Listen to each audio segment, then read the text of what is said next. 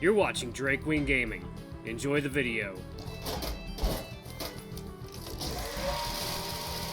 Hey guys and gals, Never here from Drake Wing Gaming. It's Sunday me on Twitter, the Gaming Dragon. Today I'm coming back at you in another Let's Play episode of Dawn Chorus, Mikko's Path. So y'all, I guess we're in for some more heartbreak today, so let's go ahead and jump right back into it, shall we? Alarm chain, you are up, and let's go. Alright. But why? How could have I been so self-focused? Am I still like that?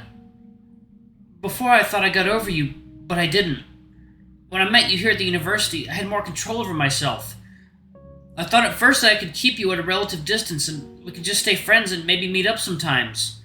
I thought it'd be better to conceal any feelings I've had to just try to keep some minimal contact, but then we both got into the science club and I was seeing you more often. I panicked when I found out about the camp and heard that you're going. But then I thought, I can't run away my whole life. I have to confront you somehow, or at least find a way to let go. I wanted to see how you've changed. I thought that if we got a room together, I'd get to spend some time with you and the feelings would just pass and we could part our ways in peace. But you wanted your own room and I thought that maybe it was stupid. Maybe you don't even want to hang out with me and I should give up. And then you sat next to me on the bus and started talking, as if our old friendship had just resumed. 2 days went by and you stayed over at my room. What I feel for you only resurfaced and deepened. So I guess I'm sorry too. Things went in a different direction than I wanted. Carvine, I loved you. I think I still do. Being apart was so hard for me, and now being together is even harder. He loves me. The words, sounding utterly impossible, echo in my head. Back then, there was nothing else I'd rather hear.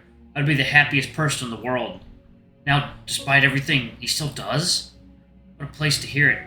On a meadow bathed in moonlight, snow-covered trees as our audience. Mikko.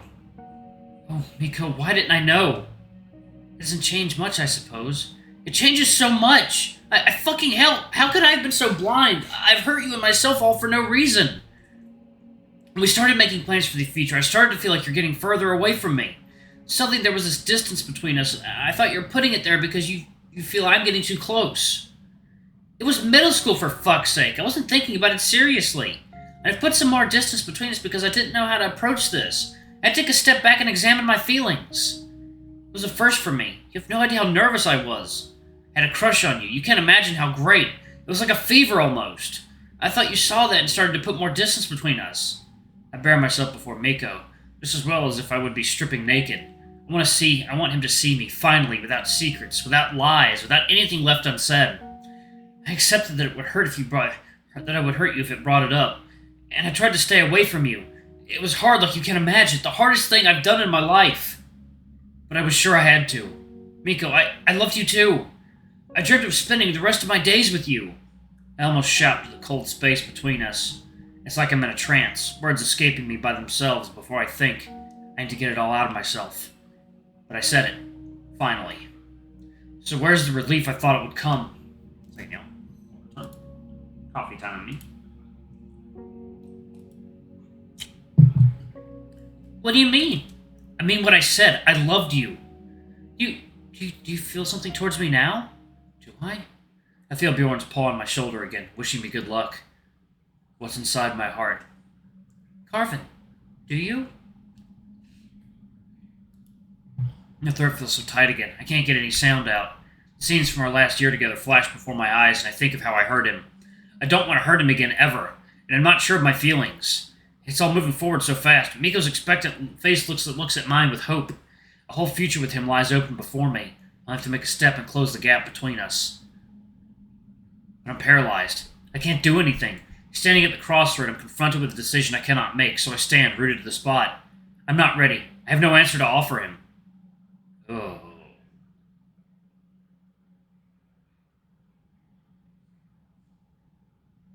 You've wasted my time. I have wasted my time trying to get back with you. He turns back and walks away. A single tear streams down my cheek, salty and warm. Shit. So peaceful down there. I'll never grow tired of it. If I could, I'd spend the rest of my time here glued to the window, looking at the earth down below. No one else in the world has this view. This alone makes being here worth it. We're above Norway now. The fjords are hidden in the clouds, but there are spots where the coast and mountains are visible. There's almost no settlements. Just one bigger town sitting on an island. It's hard to believe anything could be happening there at all with how still it seems.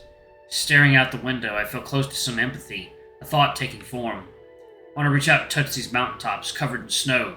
They seem close, and they seem to speak to me. How it's so absurd to hold grudges, to hold on to our pride, to draw lines in a world like this, so tiny and endlessly beautiful. But we fly past the land and drift above the open sea now, and the thought disperses. It's time for some food. I push myself away from the window and head to the fridge. Are you on a fucking spaceship? This is not how planes fly. Planes do not fly this high. What the fuck are you on?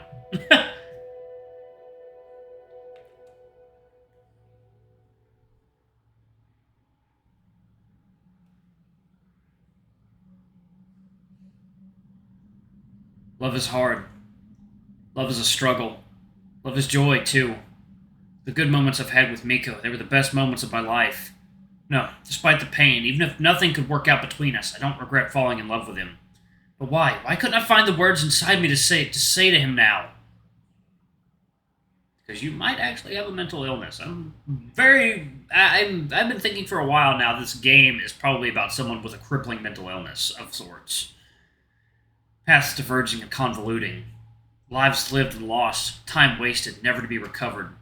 But it's all so sweet nevertheless, days spent under the sun. The world is a confusing place. We barely know what do we want. When we finally get it, it often turns out to be much different than we thought. Coffee time. Well, damn, is this the fucking end of Mikko's path? Can't be. It's just getting started. But we barely know what we want. When we finally get it, it often turns out to be much different than we thought. Often our own choices hurt us more than anyone else could. But we try, again and again, to reach the place we see ourselves in. To bridge the gap between who we are and who we imagine we could be and what we could have. Perhaps that's what makes us people. The yearning to be the person we imagine ourselves to be and the torment of incompleteness. But it's an illusion. We can never be that person. When we reach the peak of the mountain, another, higher one looms in the distance. The struggle for the life we wish we had never ends. Look how far you've come. You should be proof of yourself. And there's so much ahead of you still. A sea of possibilities. Not of who you should be, but of who you can become. But if you could go back and experience it again, would you? Yes. The lights, cold steel, gentle wind, the sound of rolling back, sweet, sweet memories of the future. Ground swept beneath our feet. Credits. What a beautiful film. I enjoyed it no less than the first time. Choices. A few different decisions and I could have been somewhere else. Back at home, or in Helsinki, or living in the sunny Spain. And there are so many things I could have been doing. I was thinking of studying computer science too, or getting into arts. There were so many paths my life could have gone down. There aren't really good or bad choices. Isn't that what the film was saying? But did I really choose this one myself, or was it chosen for me? Oh! What? Oh. Interesting. From Mikko's perspective. Finally. I like the film, but it's really long. That was something. Hit too close to home, maybe. Oh? I was thinking about this sort of stuff today. You know, choices and paths. Carvin looks around with discomfort, visibly overwhelmed. Can we get out of here? It's so stuffy, and I can't think. Sure, just let me put on my jacket. Sorry, y'all, they were mowing outside our window. It's cold, frost looking at my snout. But that's good. It's refreshing and biting. Fits my mood. Second, y'all. Coffee time. Alright, y'all, and we are back. Alright. The wind sings, blowing through the forest, tree branches swaying under its gusts. I glance at Carvin, walking beside me, and the excitement wells up in me, underlined by so many feelings. We're so close. The moment comes. I wonder, what did he think of the film? I'm glad this was the one they chose. Maybe it made him think about us, about alternate endings. What did he feel watching it? Maybe nothing. Does he like his own life? Remember the train tracks near the old sawmill? Oh, of course. How could I forget? It was our favorite place for walks, and sometimes they lasted for hours and hours. Do you remember that one time we went down it past both bridges and found an empty grain silo? I think I do. I'm not sure why I remembered it now, but it came back to me almost like a vision. I grabbed a thread and the whole scene appeared before my eyes. That was the last year of middle school, wasn't it? And you had a pack of salmiakki with you. I brought a whole bar of chocolate but no water, and we had to wash our paws in a lake. The longest walk we've had, and one of the last. We came back home way past midnight. Yeah, I miss those days. That's why I felt like having some chocolate today. That was a nice day, especially, yeah. Wasn't that where I showed you, Boars of Canada? No, that was way earlier, but you played some of their music there, yeah. I remember. You said it fit the scenery. It did, very well. Oh, that was long ago. Feels like another lifetime. Quite. Almost incomprehensible now how joyous that time was. Have I ever been truly happy since then? Not like I've been back then. Not like I've been back then, no. Without worries, I'm sure that future was bright. Now, I again believe in that, but I'm still rebuilding on the ruins of the past again. Like another lifetime. Would you mind a little walk? I'd like to look at the sea. There's a nice view from one of the hills. Sure, I'd love to stretch my paws a bit. It's not a long walk from here. Carvin knows that too, for sure. This is what I asked for yesterday. One evening, and then we meet again at the hill. But if he's nervous, I can't really tell. You know, it's never occurred to me back there that we're living. I thought we were just getting ready for life. I let these years pass in the blink of an eye, days spent running around, thinking it was just a play. Just a play. I remember that feeling too. As if our days were endless, and we'd go attending school, visiting each other, walking down train tracks, and running around lakes forever. Makes my heart feel softer thinking of it. But I'm angry too. Angry how little it meant to him. I don't know if you remember it, but back then on the train tracks we were talking about our future. What university and of what university and course we choose and what we do. It had not been long before the exams at the end of middle school. I doubt we'd been thinking of it otherwise.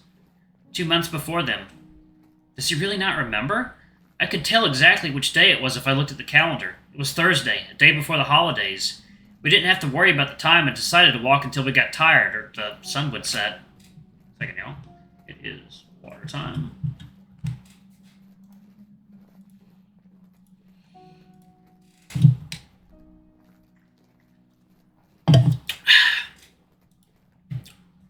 And the sunset came first. Funny how we ended up in completely different fields than we thought we would. Though you moved out, just as you wanted. Yeah, and I thought you'd stay. You never said anything about moving out. I moved out to Helsinki for high school already. Moving out further wasn't such a great challenge. Wasn't such a great change. Helsinki? Why the move, and why so far away? I don't think I asked before. I didn't want to go to the same local high school. I didn't have too many friends, remember? I thought a new start there would do me good, and, well, it did. I'm happy I moved out. You didn't have many friends. What about Lassie, Nico, Dimitri, and Johannes? Lassie, Nico. Is he that cruel, or does he really not remember? You tell me. They were your friends, mostly. Carvin stops in his tracks suddenly. We turn around and run away again? But he doesn't. An echo of him from those times resurfaces in his eyes, suddenly downcast. Is it guilt? No. How would I know? I'm just imagining things. But these might be our last moments as friends, depending on how it goes. Despite everything, I'd like to remember them fondly. So, how was it? Good. Scary at first, suddenly finding myself living alone in a city this big, but I made new friends quickly. Then I found a job at the music store and met the people working on a game and looking for a composer. Though that was online. I couldn't complain.